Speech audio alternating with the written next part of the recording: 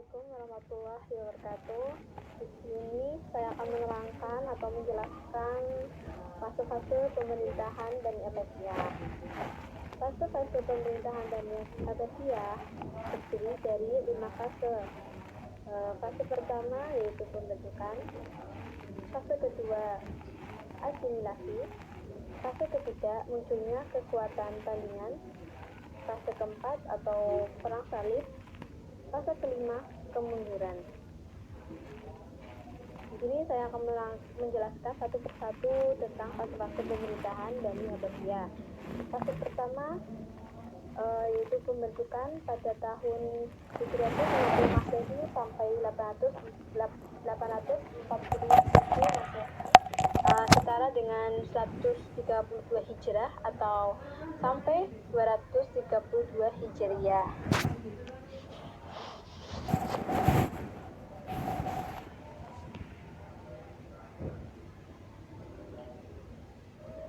Fase ini disebut dengan fase Persia pertama, yaitu berlanjut dari kekuasaan Khalifah pertama Abu Abbas Asyafah pada tahun 750 Masehi sampai ke tahun 9 atau Khalifah ke-9, yaitu Al-Wathiq pada tahun 847 Masehi atau 232 Hijrah. Abu Abbasah Asyafah dan Abu Ja'far Mansur, yaitu Khalifah pertama dan kedua, disebut sebagai peletak fondasi yang kuat. Abu Asyafah dengan sikap dan tegas yang berani mampu mengusir paksa semua bekas keturunan Aulia dari kekuasaan yang telah direbutnya, sehingga wilayah Islam Abbasiyah pada saat itu menjadi aman dan kondusif. Sedangkan Khalifah Abu Ja'far al-Mansur dikenal sebagai penerus kebijakan Khalifah pertama dengan merintis berdirinya Baitul Mal. Abu Ja'far juga membuat sebuah kebijakan memindah ibu kota dari Damaskus ke wilayah yang lebih luas dan jauh dari pengaruh Bani Umayyah I, yaitu Baghdad di wilayah Persia. Nah, mulai saat itu, pada masa itu, fase ini disebut dengan fase pengaruh Persia. Kemudian ada Khalifah Harun ar-Rasyid, yaitu Khalifah kelima, membangun sebuah peradaban ilmu pengetahuan dengan fasilitas pendidikan bagi masyarakat luas, mahasiswa, ulama, atau para pecinta ilmu pengetahuan. Harun ar-Rasyid membangun pendidikan seperti kutab, madrasah, dan perguruan tinggi seperti Universitas Nizamiyah, Universitas Nisobur, dan lain sebagainya. Mahasiswa, ulama, guru, dan pencari ilmu pengetahuan yang ingin mencari tolabul ilmi itu malah dibayar oleh pemerintah dan disediakan fasilitas penginapan. Ini adalah hebatnya Harun ar-Rasyid pada masa itu. Pada masa ini, para pencari ilmu dari Eropa datang dari wilayah Inggris dan Prancis jauh-jauh. Mereka datang untuk mencari ilmu. Mereka datang ke Andalusia seperti Sevilla University, Granada University, dan Cordoba University. Di Abbasiyah, mereka datang ke Nizamiyah University, Samara University, Nisaburi University. Mereka para pelajar dari Eropa itu belajar sambil mengamati suasana perkembangan Islam, terutama Baitul Hikmah yang didirikan hampir semua di kota-kota.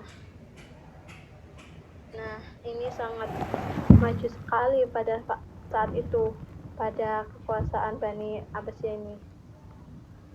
Fase ini disebut dengan pengaruh Persia karena beberapa khalifah yang berkuasa berkebangsaan Persia seperti Al-Amin, Al-Makmum, putra dari Harun ar-Rasyid, ibunya pun dari orang Persia dan beberapa khalifah lainnya.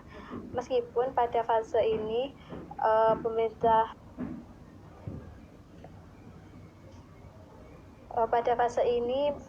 Al-Muhtasim mulai memberi peluang pada bangsa Turki untuk berkiprah untuk pemerintahan Abbasiyah sebagai tentara, pengawal khalifah, dan pengawal istana. Nah, ini pada fase pertama disebut sebagai fase pengaruh Persia, karena rata-rata yang menduduki Persia adalah orang-orang Persia. Yang kedua yaitu fase kedua pada tahun 232 Hijriah sampai 334 Hijriah atau sama dengan 847 Masehi sampai 945 Masehi. Fase kedua ini dikenal dengan pengaruh kekuasaan Turki pertama. Jadi yang fase pertama tadi condong ke arah Persia, yang kedua ini pengaruh kekuasaan Turki. Fase ini dimulai dari Khalifah ke-10 yaitu Al-Mutawakkil. Pada fase ini perkembangan peradaban masih bisa berkembang, akan tetapi tidak sepesat seperti fase sebelumnya. Peradaban ilmu dan peradaban lainnya seperti membangun istana, masjid, dan kota masih tetap berjalan dengan baik. Baru pada akhir abad ke-9 pada saat terjadi disintegrasi atau pecahnya kekuasaan Islam menjadi wilayah-wilayah kecil lepas dan merdeka dari pemerintahan Abbasiyah sebagai pusat pemerintahan Islam. Pada waktu itu proses pengembangan peradaban mulai menurun, tetapi para pelajar dari Eropa masih berbondong-bondong untuk belajar di pusat-pusat peradaban, baik di Baghdad maupun di kota-kota Andalusia. Jadi kekuasaan atau kejayaan pada akhir abad ke-9 ini sudah mulai hancur, jadi kecil-kecil. Dalam hitungan para pakar sejarah bahwa masa ini masih masuk dalam masa kejayaan peradaban Islam. Fase ini banyak pembesar istana berasal dari bangsa Turki, terutama yang bekerja sebagai pengawal istana dan pengawal khalifah. Ini untuk fase kedua. Masih dibilang masa kejayaan, tetapi sudah ada penurunan karena masih banyak sekali yang ingin memisahkan diri atau memerdekakan diri. Dan kita lanjut ke fase ketiga, yaitu pada tahun 334 Hijriah sampai 447 Hijriah atau sama dengan 945 Masehi atau 1505 Masehi. Fase pengaruh dinasti Buwayhi atau disebut juga pengaruh Persia. Fase ini dikenal dengan masa disintegrasi di kekuasaan dinasti Abbasiyah dan Muluk Tawif di dinasti Umayyah kedua. Andalusia, wilayah-wilayah jauh Andalusia seperti di Afrika Utara dan di India mereka meminta merdeka dari Abbasiyah. Wilayah-wilayah jauh Abbasiyah seperti Afrika dan di India minta merdeka dari Abbasiyah. Jadi wilayah yang jauh dari Abbasiyah karena kekuasaan Bani Abbasiyah ini sangat luas, maka mereka meminta untuk merdeka. Tuluniyah dan Fatimiyah di Mesir, serta Idrisi di Maroko dan Sabaktakim di India mengumumkan merdeka dan lepas dari kekuasaan pusat Abbasiyah. Pada fase ini, perkembangan ilmu masih berjalan meskipun masih menurun.